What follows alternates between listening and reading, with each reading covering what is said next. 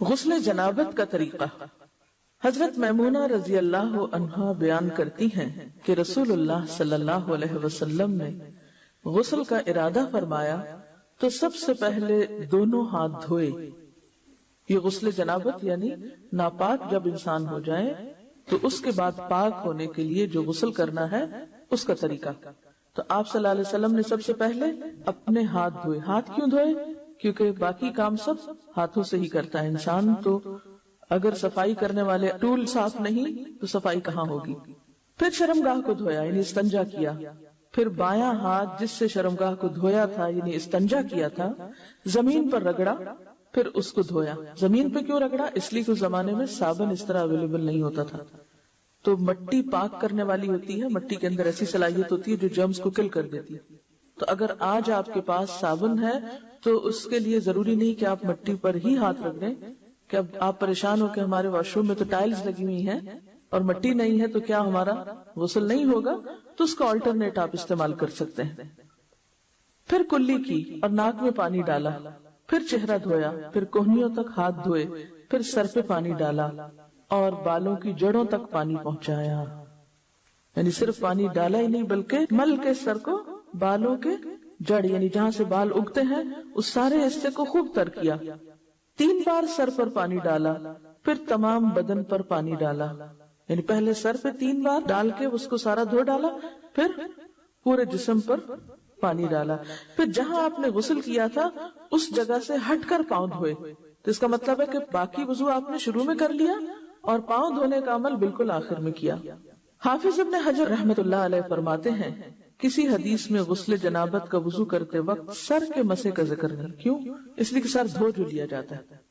حضرت عائشہ رضی اللہ عنہا اور حضرت عبداللہ بن عمر رسول اللہ صلی اللہ علیہ وسلم کے غسل جنابت میں وضو کا ذکر کرتے ہوئے فرماتے ہیں کہ آپ نے سر کا مسح نہیں کیا بلکہ اس پر پانی ڈالا۔ امام نسائی نے اس حدیث پر یہ باب باندھا ہے جنابت کے وضو میں سر کے مسح کو ترک کرنا۔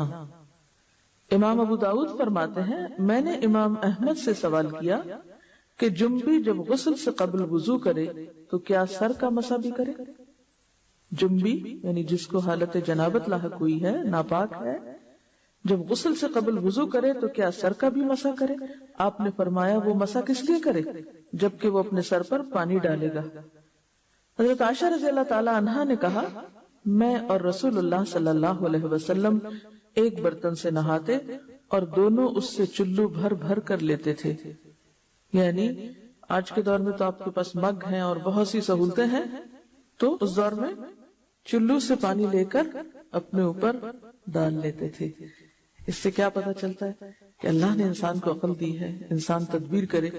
اب آپ کو مثلا نہانے کی ضرورت ہے، آپ واش روم میں گئے ہیں، کہیں مسافر ہیں، وہاں صرف پانی کی بالٹی تو ہے لیکن پانی نکالنے والی کوئی چیز نہیں، تو آپ روتے ہوئے باہر آ جائیں کہ میں تو آج غسل ہی نہیں کر سکتی کیونکہ مگا ہی نہیں ہے۔ تو آپ صلی اللہ علیہ وسلم کا طریقہ دیکھیے کہ چلو بھر کے ایک ہاتھ سے یا لب بھر کے 2 ہاتھوں سے ڈال کے غسل کر لیتے۔ غسل پردے میں کرنا چاہیے۔ غسل جنابت کا وضو کافی ہے۔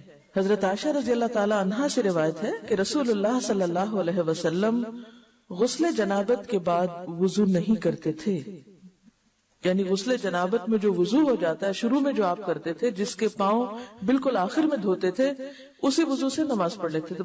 بہت سے لوگوں کو یہ کنفیوژن ہے کہ جناب ہم اگر سر سے دوپٹہ اتار دیں تو کیا ہمارا وضو باقی رہے گا، ہے نا؟ یہ بہت ایک خلش سی دل میں لوگوں کی ہوتی۔ تو یہاں پر تو دوپٹہ کیا لباس بھی نہیں ہے، یعنی بے لباس وضو کیا گیا ہے اور وہی وضو کافی سمجھا گیا ہے، بعد میں دوبارہ وضو کی بھی ضرورت نہیں۔ دیگر غسل جنابت کے بعد ان احوال کا ذکر کیا جاتا ہے جن میں غسل کرنا واجب، مسنون یا مستحب ہے۔ جمعہ کے دن غسل۔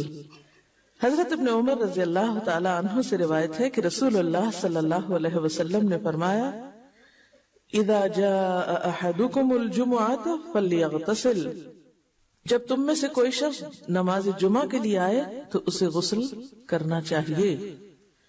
حضرت ابو ہریرہ رضی اللہ عنہ سے روایت ہے کہ رسول اللہ صلی اللہ علیہ وسلم نے فرمایا ہر مسلمان پر حق ہے کہ ہفتے میں ایک دن جمعہ کو غسل کرے، اس میں اپنا سر دھوئے اور اپنا بدن دھوئے۔